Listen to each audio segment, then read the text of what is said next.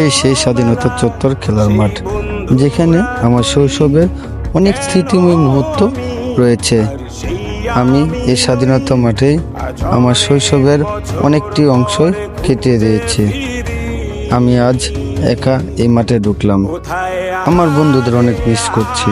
তারাও তাদের জীবনের অনেক কাজের ব্যস্ততা নিয়ে এক একজন এক এক জায়গায় রয়েছে।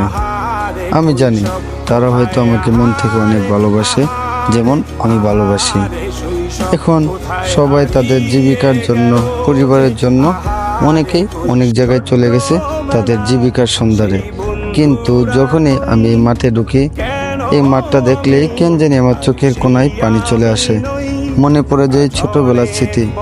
স্কুলে ড্রেস রেখে যখন ছুটে চলে আসতাম খেলা করার জন্য। এখন আর এই সুযোগটি নেই, কারণ এখন সবাই সবার ফ্যামিলি নিয়ে চিন্তিত। হ্যাঁ, এটাই হচ্ছে পুরুষের জীবন, কিছু করার নেই।